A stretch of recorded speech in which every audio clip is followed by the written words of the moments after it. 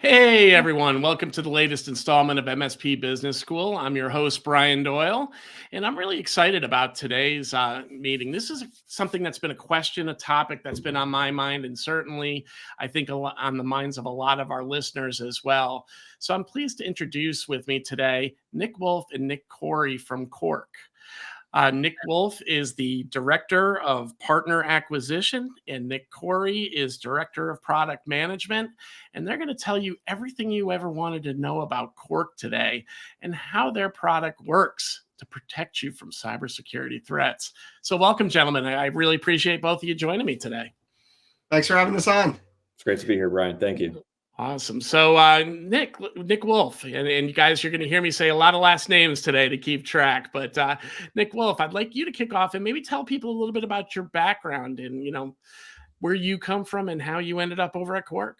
Yeah, sure thing. So I've been working with MSPs for over 12 years now. I started off in the channel as one of the very first employees of Datto, which is a very popular backup and disaster recovery vendor back in 2011. Got to work closely with channel legends like Rob Ray as we launched that product into the industry. After spending about 10 years at Datto, I went on to help found a company called Scout Cybersecurity. They were an XDR cybersecurity vendor that was later purchased by Barracuda Networks. From there, I spent some time last year helping out another startup vendor, Evo Security. They were an identity and access management vendor for MSPs, and I'm super excited to be over here at Cork now and selling cyber warranties to MSPs. And that is a topic we're definitely going to dive deeper into. But I want to make sure Nick Chory now gets an opportunity to let us know his backstory. Absolutely. So I have a pretty interesting path to get here. I've now spent about 7 years between businesses focused on cyber risk as well as the MSP space. And so joining Cork was a really interesting blend of the two. Back in 2017, I joined a company called BitSight, which is one of the pioneers in enterprise cyber risk management and really focused on trying to measure the security performance of businesses without being terribly intrusive. And it was a really rewarding and pretty profound experience professionally. And then after BitSight, I had a number of colleagues that had went and gone to work at Datto in leadership positions. And I thought I was joining, perhaps a little sleepy backup company, but found out that it was this incredible culture and environment and MSP community underneath that, and really spent the next 3.5 years there through the acquisition by Kaseya, helping to build the direct-to-cloud backup product line there. And growing that, and also learning and getting very deeply enmeshed in a lot of the challenges MSPs were experiencing. And so when I heard that Cork was emerging, I couldn't help but jump at the opportunity, because I could see that the convergence of cyber risk and monitoring and MSPs was a really interesting place to be, and a really excellent opportunity to help build value in the channel going forward. So you've heard a little bit of a common thread there with the Datto story weaved into both of your backgrounds. I think it's fair to say, for those that don't know, Austin McCord, the founder of Datto, is one of the partners or founders here within Cork, correct? That is correct. So, Austin built an incredible culture. I'm akin to it only because I'm a Connecticut boy, and for a long time, Datto was our crown jewel here in this state. And Austin's story was amazing, really working from the garage, truly from the garage, right? And building what he did over at Datto. And now it's exciting to see what he's doing over at Cork. So, and excited for you guys, right? Because obviously a lot of what Austin does usually has some success with it as well. So with that being said, let's kind of dive into a few topics that I know I have questions on personally. Cork, cyber warranties. How does that differ from cyber insurance? And what does that really mean to me? Because I think that's a little cloud of confusion for some. Yeah, absolutely. I could tackle that. So in the auto industry, there's car insurance and there's also car warranties. Both are different, but both are important. Car insurance is if you're driving in your car and something unexpected happens, you hit something and boom, you're now in an accident and you need someone to pay it off to help you recover from it. Whereas a cyber warranty is when you're driving in your car and something happens where there's something wrong with one of the parts or components. When I think of a car warranty, I think of the check engine light appearing on your vehicle saying, hey, something's going wrong with one of these parts or components. Bring it into the shop. The shop could fix it free of charge. That way, it reduces the likelihood of an accident ever occurring in the first place where you would need to activate that car insurance policy. And that's exactly what we're looking to do here at Cork, but in the cyber landscape. Because in the cyber landscape, you have cyber insurance, which is super, super important. And what we're doing here at Cork is we're offering a cyber warranty. In a lot of ways, we're acting as a car's check engine light, but for a small business that's being managed through a managed service provider. So if we determine if there's anything wrong with some of the parts or components running in that business, we're able to proactively alert that small business to fix it. For example, if someone is uninstalling EDR tools or disabling MFA users, things of that nature, those are all risks and warning signs that we could say, hey, you're about to enter into a lapse of coverage with both your warranty and most likely your insurance provider, because this is going to open up a lot of risk on your network. So again, make sure that you turn on your EDR again, turn on your MFA again, and we can pinpoint which devices, which users are ultimately out of compliance. So in addition to the monitoring platform or this check engine light that we end up giving the customers, we end up backing that platform by a warranty that is hundreds and hundreds of thousands of dollars worth of coverage that in a lot of ways could supplement a client's existing cyber insurance policy. So if I'm hearing you correctly, we're really almost talking a left a boom, right a boom conversation, right? The warranty is really coming in to protect you along the way and help you fund some of those changes potentially that might need to occur in order to bring you up to speed and reduce the risk for that right a boom event, which obviously at that point you'd be calling in your insurance company. Exactly. And one of the reasons why our warranty is able to complement insurance very nicely, and the reason why we recommend insurance to our clients, is that with our warranty, we could actually pay off the cyber insurance deductible. So our warranty, for example, it only goes up to a couple $100,000 worth of coverage, whereas with insurance, you could get coverage in the millions and millions of dollars. It's basically unlimited. The downside with insurance, though, is that the higher the coverage for insurance, most likely the higher the deductible is going to be. A deductible could be $10,000, it could be $50,000. But if you pair your insurance plan with a warranty, in most cases, or at least in the case of Cork, we would be the ones writing off that check to the insurance provider for that $10,000 deductible, $50,000 deductible, et cetera. That way the client doesn't have any large out-of-pocket expenses. So Nick, well, if I see the wolf behind you there, is the wolf supposed to be your version of the duck quacking? If we talk about that other gap insurance company that supplements, that's yeah, right. Yeah, I hear that. But no, good stuff. So I think that that's a great. I appreciate that because I've been fuzzy on this from day one, and I'm sure a lot of the listeners are too. And I think that you explained that really well in terms of left a boom, right a boom, and then supplemental, right? And those are some critical path needs for MSPs. I want you to think out there, listener, what would happen if you had a cyber event and you had to write a check for $50K tomorrow? Could your MSP withstand that? Would that disrupt operations? Would that potentially make payroll a challenge? Those are things that we need to consider in this process as well. So look into yourself and say, can I swallow that? Because I know a lot of companies that I've spoken to will take the highest deductible because they, the old, I don't think this will happen. So I'm going to reduce my cost and take the bigger risk. Awesome. Great. So, I guess then the question would be, which is better? And it sounds like a combination is really the answer, but which would be better for a company and a warranty and insurance? That's a great question. When you're eating a peanut butter and jelly sandwich, what is better? Is it the side with the peanut butter or is it the side with the jelly? Some people are going to say peanut butter, some are going to say jelly, but the best combination is smacking them both together and eating them together. I would say the advantage of insurance is the fact that you could get coverage in the millions and millions of dollars. So really, really protecting, your business as it grow in the millions of dollars of the space.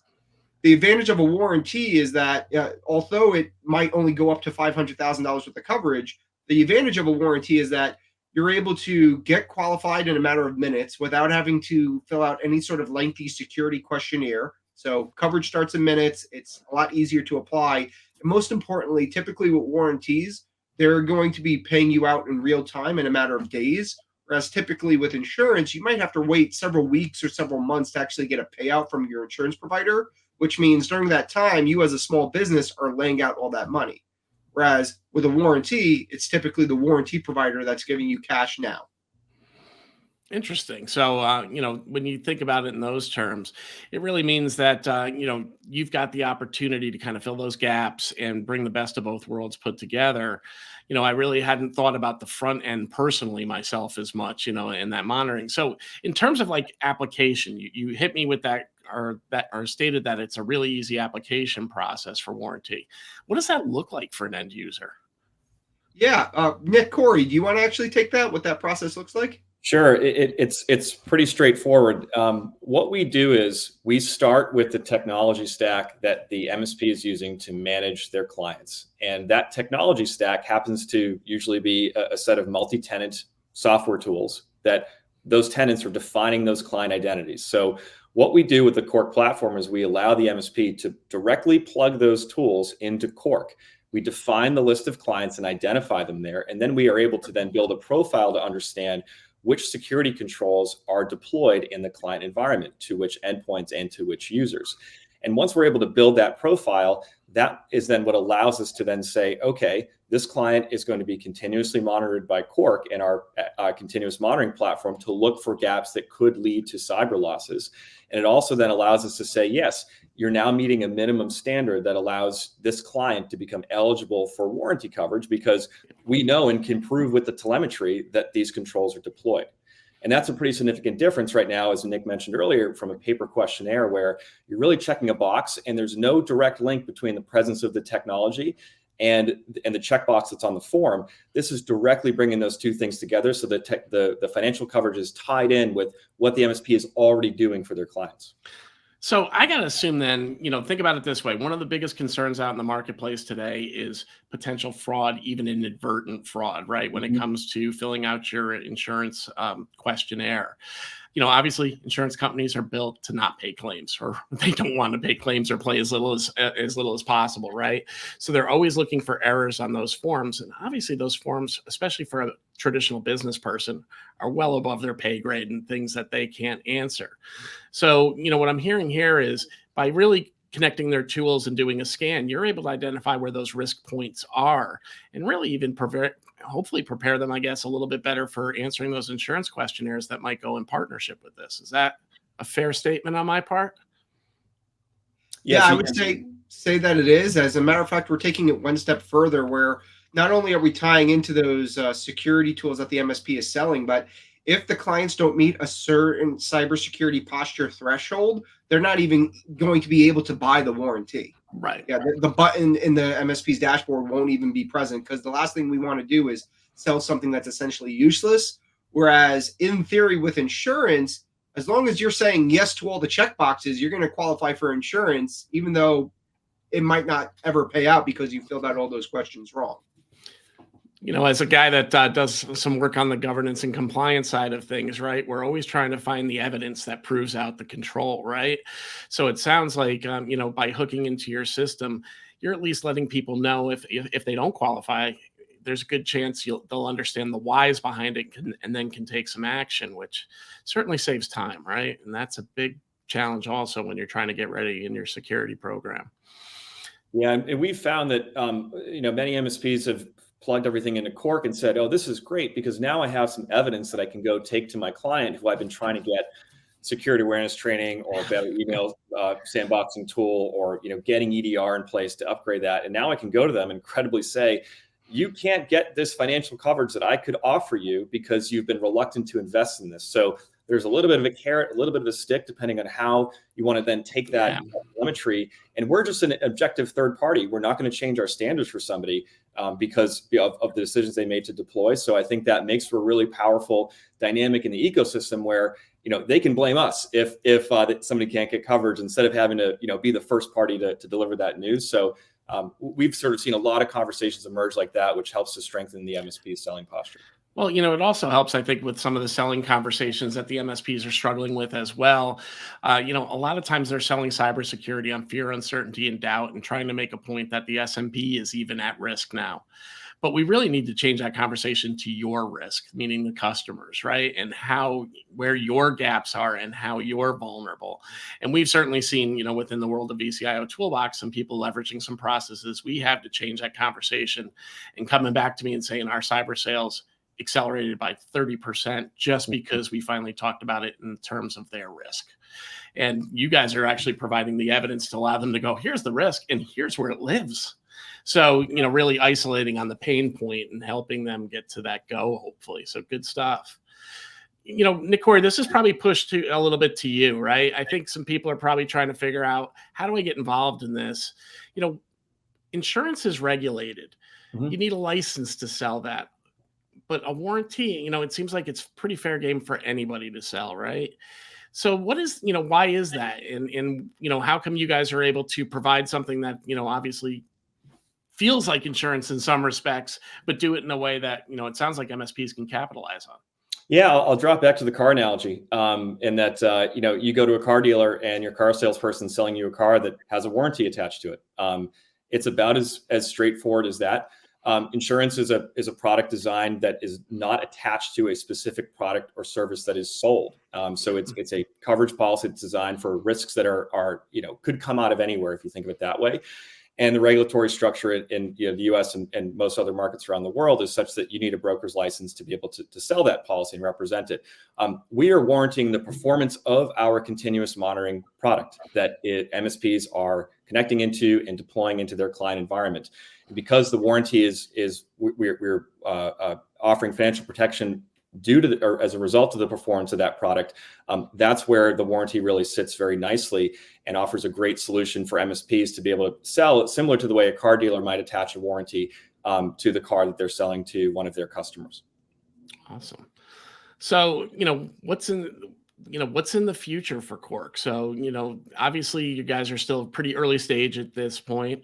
What are some of the things that you're looking to accomplish as a company? It sounds like adding potentially insurance into the portfolio might be something you're looking at doing, but what's the long-term roadmap, and how are you finding the market, kind of educating them to a warranty standpoint? And that might be pointed more to you, Nick Wolf. Yeah, so we were founded as a channel-only company, and let me make that perfectly clear that that's never going to change, right? We're working with MSPs all day, every day, and ultimately we rely on those MSPs because it's the MSPs that's managing the cybersecurity tech stack of the end user's environment. That's why we're able to provide this warranty, is because we're ultimately monitoring the telemetry of the RMM tool that's running in the environment, the EDR tool, the backup set, the multi-factor authentication tools, etc. So we were founded as a channel-only company. That's never going to change. And ultimately, what we're looking to do here in the future is integrate with as many cybersecurity tool sets as possible in the MSP's tech stack to ultimately gain more visibility. And so for those, right now, I was going to say, for those that are watching YouTube, we just brought up some of those names here as well, but continue on, Nick. I apologize. Yeah, for us, when it comes to integrating with the MSP's tech stack, we want to be as vendor agnostic as possible. So whether you're a Datto shop or a Kaseya shop, or using Ninja RMM or Duo for MFA or Veeam for backup, we really want to integrate with all kids in the sandbox. That way, we're getting all that telemetry for the MSP, and these are the APIs for those that are watching that we integrate with right now, and we're adding more on a constant basis. I think we added a little over 6 just last quarter alone, and we only see this expanding our approach. From a minimum viability standpoint, in order to qualify for a warranty with Cork, though, we need to observe RMM on the endpoints, EDR on the endpoints, and MFA for the cloud users. So that's sort of like the bare minimum. But again, we still want to be able to get visibility into security awareness training tools, email security tools, things of that nature. Awesome. So guys, we're getting near the end of our time today. I don't know, if any of you have any closing thoughts before we talk about where we can find you. So Nick, Chory, I'm going to start with you. I don't know if you've got any closing thoughts, anything we haven't covered today that you think might be important for an end user to know about. No, it's been a great discussion, Brian. Thank you so much. I think one thing I would just reflect on in the journey that we've been on the last year here at Cork is there's something that's structurally broken in the market, and that the insurance industry has largely focused on the end client, which doesn't really have direct responsibility for their own security posture. They're not managing it actively, and the MSP has sort of been left out of the equation. And we've been really excited and energized by bringing them into the conversation in a way that's very aligned, and sometimes that can be antagonistic.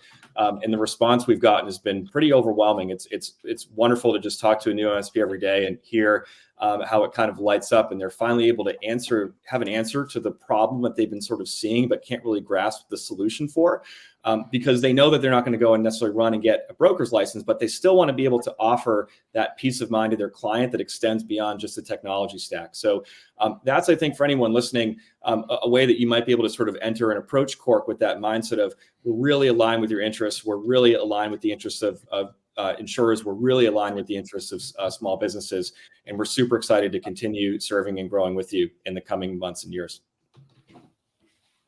Awesome. Any closing thoughts from you, Nick Wolf? Yeah, I'll just add on to Nick Chory and say we're also aligned with the idea of MSPs making money here, right? Because typically with cyber insurance, that's going to be done through the insurance agent, the broker, dealing directly with the end user. So now MSPs are sort of in an awkward spot where they want to do right by their clients, help them fill out those cyber insurance forms to some extent. But during that process, they're not really making any money along the way.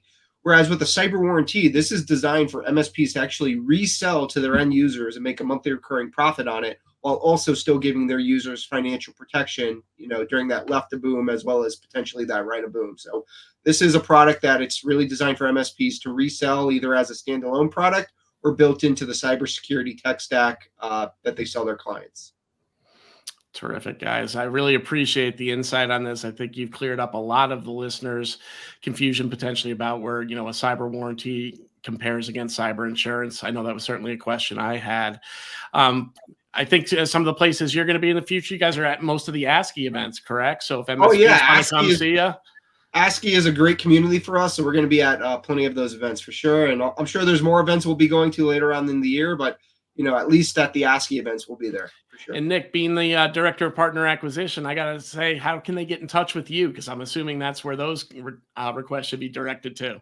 Yeah, if you're an MSP listening to this and you want to become a partner or buy a Cork warranty for one of your clients, you can reach out to me on LinkedIn, or you can visit us on our website. We're corkinc.com. That's CORKINC.com. And we'll be able to answer your questions and get you all set up.